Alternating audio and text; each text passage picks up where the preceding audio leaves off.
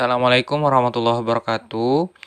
Baiklah, saya Sandi Bungo. Pada kesempatan kali ini saya akan mereview jurnal terkait materi kimia komputasi, yang dimana jurnal ini bersumber dari Jurnal Kimia Sains dan Aplikasi dengan judul Studi Kemampuan Absorpsi Zeolit Alam Terdealuminasi terhadap senyawa fenol dan 2-metoksifenol pada asap cair sekam padi, eksperimen dan komputasi AB Initio oleh W. Piegrasangga, Sohatana, dan Parseoran Siahan. Baiklah, kita masuk ke pendahuluan. Sebagai negara agraris dan salah satu penghasil padi di dunia, potensi ketersediaan sekam padi di Indonesia sangat besar. Berdasarkan data Biro Pusat Statistik atau BPS 2008, pada 2005 produksi padi di Indonesia diperkirakan mencapai 60 juta ton. Artinya, berdasarkan asumsi berat sekam padi dari total berat gabah kering giling yang diproduksi rata-rata 20%, maka limbah sekam padi yang dapat dihasilkan kurang lebih sebesar 12 juta ton per tahun. Namun, sekam padi merupakan salah satu biomasa yang selama ini dianggap sebagai limbah setelah proses pengolahan padi. Asap cair merupakan hasil reaksi degradasi termal dari selulosa, hemiselulosa, dan lignin pada proses pirolisis yang dikondensasikan. Asap cair memberikan rasa, warna, tekstur, dan pada kasus-kasus tertentu juga digunakan sebagai pengawet pada makanan. Asap cair mempunyai kemampuan untuk mengawetkan karena mempunyai kadar asam, fenol, dan alkohol. Pemanfaatan asap cair lebih lanjut dapat sebagai antioksidan, antibakteri, antimikrobia, dan lain-lain. Hasil degradasi selulosa, hemiselulosa, dan lignin yang terdapat pada sekam padi menghasilkan komponen senyawa volutin, mayoritas berupa turunan senyawa-senyawa asam dan fenol. Senyawa turunan fenol yang banyak terdapat dalam asap cair merupakan fenol 2-metoksifenol, 2,6-dimetoksifenol, dan asterfenol termasuk senyawa turunan lainnya dengan cabang-cabang yang memungkinkan antara lain metil, etil, profil, vinil, alil, dan rantai samping propenil. Baiklah, kita masuk kepada metodologi, di mana alat dan bahan yang digunakan yaitu seperangkat alat pirolisis berkondensor, seperangkat alat destilasi, peralatan gelas, lumpang persolane, saringan ukur 100 mesh, timbangan listrik, setir yang dilengkapi dengan pengaturan temperatur, oven, spektroskopik serapan atom atau SSI, GCMS, dan seperangkat komputer dengan sistem operasi Windows XP SP2. Program komputasi yang digunakan adalah Gaussian 03, dan untuk menampilkan struktur 3 dimensi digunakan program Molden dan Westview. Limbah sekam padi, Aquades, zeolit alam bayat, H2SO43N dan 6N, HCl3N dan 6N, dan NH4ClO1N. Untuk prosedur penelitian, tahap pertama yaitu optimasi geometri molekul tunggal. Geometri optimasi molekul tunggal selanjutnya digunakan untuk perhitungan optimasi geometri asosiasi molekul berpasangan atau interaksi antar molekul. Selanjutnya, perhitungan AB initio molekul berpasangan dilakukan terhadap 2TZH-RO2 fenol dan 2TZH-RO2 2-metoksifenol, 2TZHR1 1 fenol, dan 2TZHR1 1 2-metoksifenol, 2TZHR2O fenol, dan 2TZHR2 0 2-metoksifenol. Dengan variasi jarak R untuk setiap interaksi molekul berpasangan masing-masing dapat dituliskan sebagai berikut. Delta E dimer zeolit C6H6O, E dimer zeolit C6H6O, E dimer zeolit tambah E C6H6O. Kemudian delta E dimer zeolit C7H8O2 sama dengan E dimer zeolit C7H8O2 kurang E dimer zeolit tambah E C7H8O2. Adapun tahapan berikutnya, Di antaranya yaitu pirolisis sekam padi. Pirolisis sekam padi dilakukan sebanyak 5 kg sekam padi yang telah dikeringkan dimasukkan ke dalam reaktor pirolisis dan proses dilakukan selama 2 jam pada temperatur 400 derajat Celcius. Hasil pirolisis yang berupa cairan kemudian dipisahkan dari kandungan tarnya melalui proses destilasi vakum. Kemudian ada preparasi zeolit alam. Zeolit alam yang akan digunakan dalam penelitian ini berasal dari bayat. Zeolit digerus sampai halus dan diayak dengan ukuran 100 mesh. Zeolit alam yang telah digerus dicuci dengan aquades. Selanjutnya dipanaskan dalam oven pada temperatur 110 derajat Celcius selama 5 jam. Selanjutnya, zeolit dilakukan perendaman dalam larutan asam fluorida sambil dilakukan pengadukan dengan magnetic stir pada suhu ruang selama 1 jam. Kemudian ada tahapan dealuminasi zeolit alam. Zeolit alam hasil preparasi diberi perlakuan dealuminasi melalui pengasaman. Metode pengasaman dilakukan menggunakan variasi jenis asam HCl dan H2SO4 dengan varian konsentrasi masing-masing jenis asam 3N dan 6N. Proses dealuminasi dilakukan dengan merendam zeolit ke dalam asam pada suhu ruang selama 1 jam dan distir dan didiamkan kembali. Penyaringan dengan kertas saring halus dan dicuci dengan aquades hingga pH mendekati netral. Selanjutnya zeolit dikeringkan pada suhu 120 derajat selama 3 jam dan dimasukkan dalam eksikator hingga dingin.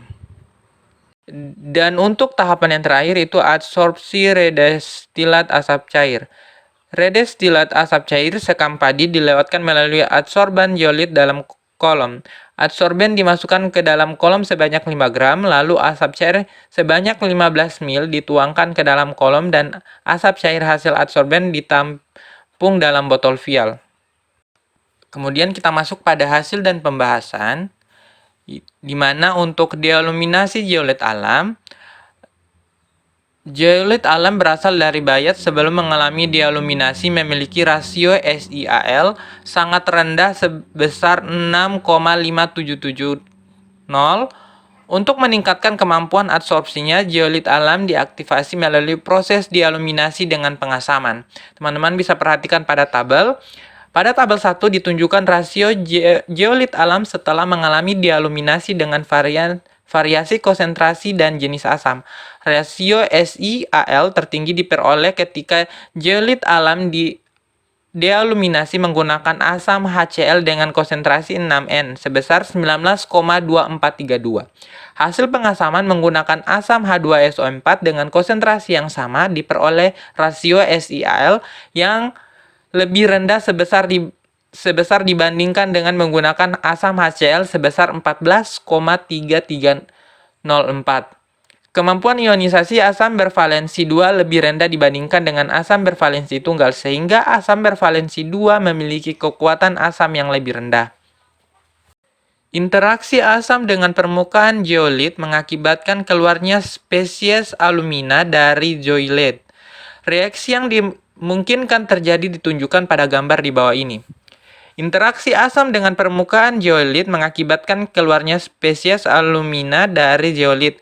Ion H+ yang berasal dari asam mempengaruhi elektron bebas pada atom O untuk membentuk ikatan koordinasi. Dengan demikian, pada Al sampai O akan kekurangan elektron sehingga akan bersifat lebih polar dan tidak sekuat sebelumnya, sehingga Al akan putus dari ikatannya.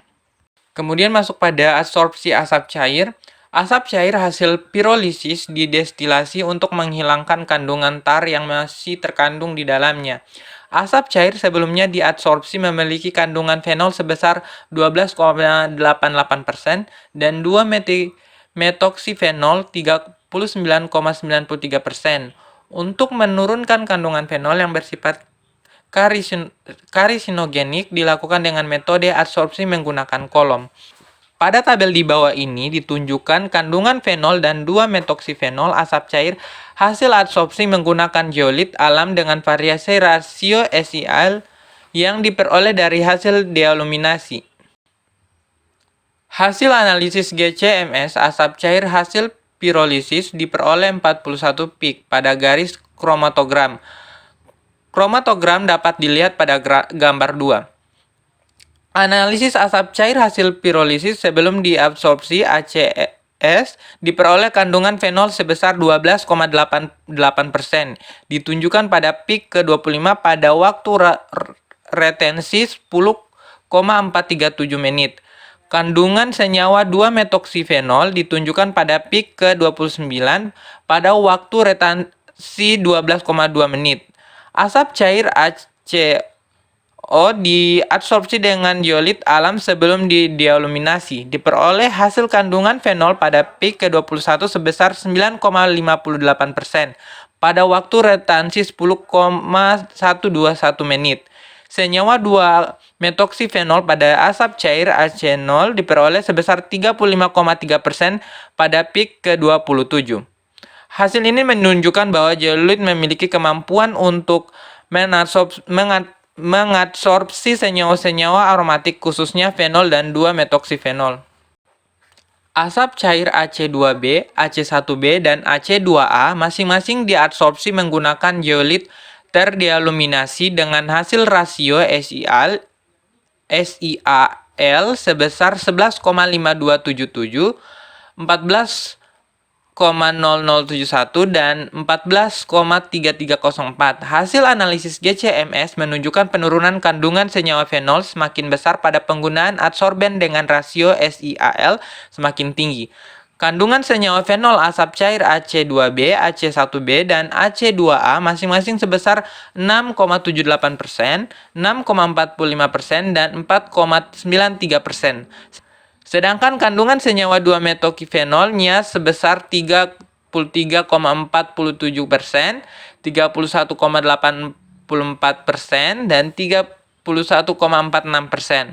Keluarnya aluminium dari kerangka zeolit menyebabkan permukaan zeolit alam menjadi bersifat lebih nonpolar daripada sebelumnya, sehingga kemampuan adsorpsi zeolit alam terhadap fenol yang cenderung bersifat nonpolar meningkat. Kromatogram asap cair AC1A dapat dilihat pada gambar di bawah ini. Kemampuan adsorpsi terbaik terjadi pada zeolit ZaH1A dengan rasio SiAl tertinggi sebesar 19,2432 yang digunakan untuk mengadsorpsi asap cair AC1A menghasilkan kandungan fenol sebesar 0,52% dan 2-metoksifenol sebesar 28,4%.